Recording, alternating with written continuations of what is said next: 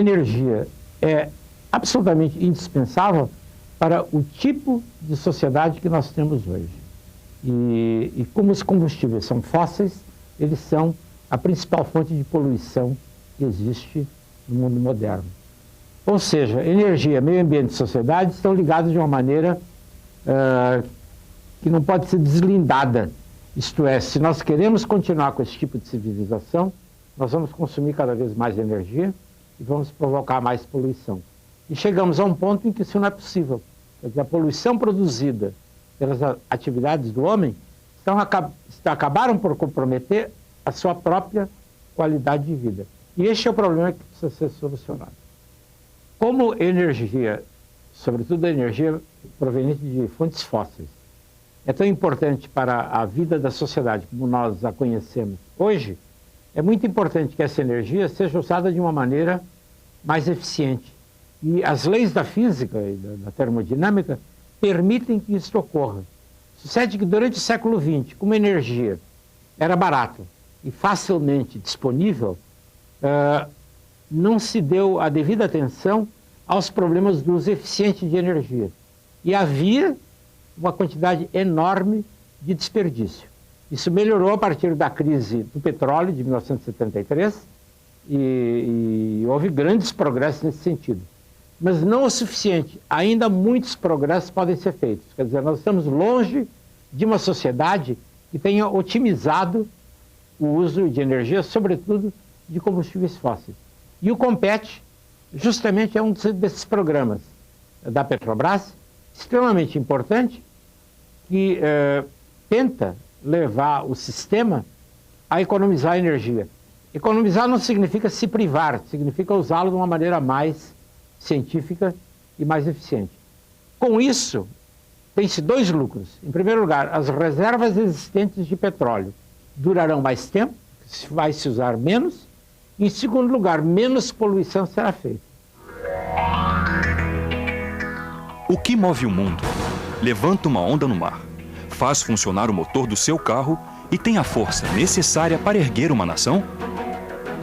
Energia. Geralmente, quando falamos em energia, a primeira coisa que nos vem à cabeça é... Isso mesmo, eletricidade. Hoje vamos descobrir que falar de energia é muito mais que acender uma simples lâmpada. Falar de energia é falar da história do homem, de geografia, ciências, matemática, de meio ambiente e de economia. Bem, a energia pode vir de fonte renovável ou não renovável. Em sua forma primária, ela está presente em todos os elementos, no sol, na água, no vento, no petróleo e outros minerais e nos alimentos que ingerimos. Chamamos de energia secundária aquela que, de alguma forma, o homem aprendeu a transformar em energia útil e que é fundamental para o desenvolvimento da humanidade. Mas espera aí. Vamos dar um tempo em tanta explicação teórica e vamos ver como começa essa história? Desde a pré-história, o homem primitivo se relaciona com fontes de energia. Isso começou quando descobriu que podia usar o fogo para se aquecer, cozinhar, iluminar as cavernas, fabricar utensílios e instrumentos de caça. É neste momento, perdido no tempo, que se inicia uma verdadeira corrida pelo desenvolvimento. Ainda na antiguidade, o homem domesticou alguns animais, que passaram a ser usados no transporte e como força de trabalho. Aprendeu também a utilizar o calor proveniente da lenha e outros minerais para manipular metais. As armas e os instrumentos de trabalho se tornaram muito mais eficientes. As colheitas aumentaram e a humanidade experimentou um novo momento de progresso e prosperidade. Com o tempo, o ser humano aprendeu a dominar a energia de outras forças da natureza. Foi assim com a água dos rios, que movimentava manjolos e rodas d'água. Foi assim também com o vento. Moinhos de vento ajudavam o homem a produzir mais alimentos. Navios movidos à vela traziam mercadorias de países cada vez mais distantes. Isso mudou a face do mundo conhecido e se transformou em instrumento de conforto e de poder.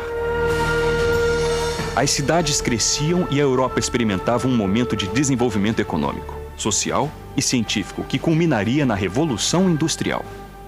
No fim do século XVIII, James Watt descobre um meio de transformar energia térmica em energia mecânica.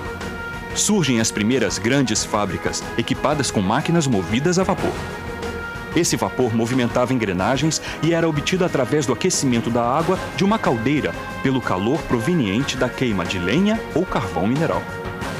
Essa nova forma de utilizar a energia permitiu também a invenção do barco a vapor e da locomotiva, facilitando e barateando o transporte a longa distância de matérias-primas, mercadorias e passageiros. Nas cidades mais industrializadas, o homem começa a experimentar um fenômeno até então desconhecido: a poluição. Em 1859, Edwin Drake descobre o primeiro poço produtor de petróleo do mundo na Pensilvânia, Estados Unidos. O carvão, até então o principal combustível, vai sendo substituído pelo querosene para a iluminação. Enquanto isso, diversos inventores estudam uma maneira mais eficiente de movimentar as fábricas e iluminar as cidades: a eletricidade. Em 1831, Michael Faraday constrói o primeiro gerador de corrente elétrica. Os geradores foram se aperfeiçoando até se tornarem as principais fontes de suprimento de eletricidade, empregada principalmente na iluminação. Em 1875, é instalado um gerador em Paris para ligar as lâmpadas da estação de trem. Foram feitas máquinas a vapor para movimentar uma turbina e alimentar esse gerador. Em 1886, já existem cerca de 60 centrais termoelétricas semelhantes nos Estados Unidos, iluminando as cidades com cerca de 150 mil lâmpadas. A primeira hidrelétrica, que usa a força da água para movimentar diretamente as turbinas e geradores, só foi instalada 10 anos depois, junto às cataratas do Niágara. Invenções como o telefone, a lâmpada elétrica, o automóvel com motor à explosão mudam o mundo. No início do século XX, é lançado o Ford Modelo T, o primeiro carro produzido em série. As vendas de gasolina e diesel superam as de querosene. O petróleo já representa 15% de toda a energia consumida. O tempo passa e surgem novas invenções, novas fábricas, novos produtos. O petróleo e seus derivados assumem cada vez mais importância nas indústrias e no transporte. Entramos na era do consumo desenfreado e, para manter o mundo se movendo, é necessário produzir mais energia. São cada vez mais carros, caminhões, aviões, geladeiras, televisores, computadores, produtos, aparelhos e máquinas que facilitam a vida do ser humano, mas que também trazem inúmeros problemas. E de onde vem toda essa energia de que acabamos de falar? A resposta você já deve saber: do petróleo e das grandes usinas geradoras de eletricidade. O problema é que gerar, manusear e consumir tanta energia tem causado sérios impactos no meio ambiente. O que a espécie humana tem que ter clareza é que o planeta não depende da gente, mas nós dependemos do planeta. E, infelizmente, até bem pouco tempo atrás, a nossa espécie, a atualmente dominante no planeta, tinha a ideia que os recursos naturais eram infinitos. Você podia tirar peixe do mar nas maiores quantidades possíveis e imagináveis, que sempre haveria peixe. Você poderia utilizar a água do subsolo o quanto você quisesse, que sempre haveria mais água. Você poderia poluir o ar o quanto você quisesse, porque sempre a natureza daria um jeito, limparia a sujeira que a espécie humana estivesse fazendo. Na verdade, o século XXI já demonstra claramente que os mecanismos de equilíbrio planetários, regionais e locais, eles já não suportam mais tanta agressividade, tanta violência por parte da espécie humana, que parece que está cometendo um suicídio a curto prazo. O que a gente precisa ter muito claro, mais uma vez, é que o planeta não precisa da espécie humana. A espécie humana é que precisa do planeta Terra. Na maioria dos países industrializados, que consomem 85% de toda a energia do planeta, ainda se gera energia a partir de fontes não renováveis. Nesses países, a maior parte das geradoras é termoelétrica e usa como fonte de energia petróleo, gás natural, carvão mineral e urânio. Uma constatação é óbvia: um dia, esses recursos vão acabar. As previsões mais otimistas estimam que, mantido o atual nível de consumo, mais de 3,5 bilhões de toneladas de derivados de petróleo por ano, as reservas mundiais estarão esgotadas em 3 séculos.